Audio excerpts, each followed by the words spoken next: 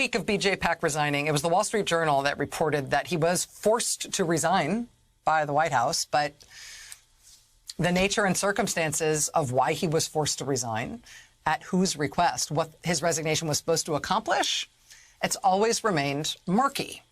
Groundbreaking reporting by the New York Times' Katie Benner revealed B.J. Pak's resignation was preceded by a contentious meeting the night before in the Oval Office. This was a meeting in the Oval January 3rd. And at that meeting, Trump's Attorney General, Jeff Rosen, and another top Justice Department official named Jeff Clark, a Trump guy who was trying to cast doubt on the election results along with Trump, they fought it out in what was described as an apprentice-style Oval Office meeting with Trump.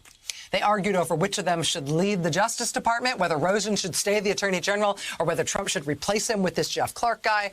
They argued about whether the Justice Department should falsely legitimize Trump's claims about the election being stolen, which Jeff Clark seems like he might have been willing to do. Going into that meeting, several Justice Department officials are so worried that Trump was going to go ahead and do it, that he was going to take Rosen out as Attorney General and put this Jeff Clark guy there instead. They were so worried about that they agreed that they would all resign en masse if that occurred. It's really hair-raising stuff. There will be movies made about this someday. The reporting about that meeting suggested that when the dust settled and the Attorney General was not replaced, Rosen stayed in his position. One senior official wrote at the time, "It sounds like the cause of justice has won." Presumably that means that Rosen got to stay in his job and not be replaced by this Jeff Clark guy. But something else happened after that meeting, which doesn't still to this day make sense to me. We have these documents that were recently released by the House Oversight Committee, and they show us that after that meeting was over, when everybody was like, did justice succeed? Is Rosen still Attorney General, or is this Clark guy going to take over? Well, that's all being settled. Something else happens on a totally separate track. One of the participants in that meeting, the Deputy Attorney General, Rich Donahue, sends an email to B.J. Pak in Georgia, to the U.S. Attorney in Georgia, at 10:09 p.m. Eastern Time. So this is after the Oval Office showdown. And he tells Pak to call him ASAP. By 7:41 the next morning, B.J. Pak had resigned as U.S. Attorney. And within a few hours, Rich Donahue sent him an email thanking him for resigning and calling him a class act for doing so. Why was Donahue thanking him for resigning? First of all, why did Pak resign? Second of all, why did he get this urgent call from the #2 official in the Justice Department that apparently led to his resignation? Why did that happen right after this Oval Office meeting? And why, after the guy resigned, did he get thanked by the #2 official in the Justice Department? When somebody resigns, you thank them for it if they did it at your request. Why would the #2 official in Trump's Justice Department have asked that U.S. attorney to resign? So what happened here? Well, today, B.J. Pak gave his side of the story to the Senate Judiciary Committee behind closed doors. The Times' Katie Benner reports that his closed-door testimony lasted more than 3 hours.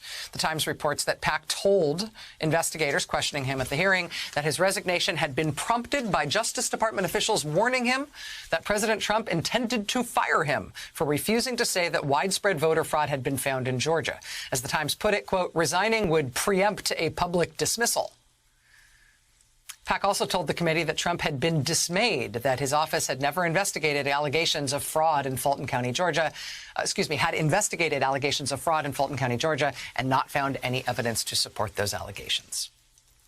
So Pak resigned rather than be publicly fired. It also sort of seems like he resigned at the request of the #2 official in the Justice Department.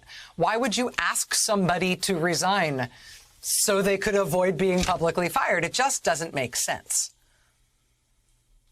Joining us now is New York Times Justice Department reporter Katie Benner, who, as I said earlier, has had this story by the horns from the very beginning. Katie, thank you so much for being here tonight. I know it's kind of a big night. Thanks for having me. When Mr. Donahue responded to B.J. Pak's resignation by sending an email, which we've all seen because it was released by the Oversight Committee, sending an email that thanked him for resigning and called him a class act for resigning, I feel like the cast that put retroactively on Mr. Pak's resignation seemed to suggest that Mr. Donahue wasn't just giving him a choice as to whether or not he wanted to jump rather than be pushed. It seemed like Donahue had suggested to him that this was the right thing to do, or had asked him to do this, essentially as a favor, or as the right thing to do for the country, or as something that would have positive consequences. Am I reading that wrong? Yeah. No, I think that you're probably reading that correctly. And if you think about it from the point of view of Justice Department officials who had lived through a very long set of weeks, including a very, very long evening, they saw a situation in which the president was extremely volatile. They felt that they were on the brink at any moment of an utterance being made that would throw the election results into complete chaos, and that mollifying Trump is the route that they chose. We can debate whether or not it was the correct thing to do, but it is what this group of officials chose to do. And part of mollifying Trump is getting rid of things that are going to trigger him or make him reactive or make him upset. And one of those things at that moment was BJ Pak. So I don't think that you're necessarily reading things incorrectly. And again, I think it's going to be up for debate and will be a question for the history books as to whether or not it was the right thing to do for these officials to stay mum and try to push back on the White House quietly amongst themselves, or whether they should have been more public about what was happening.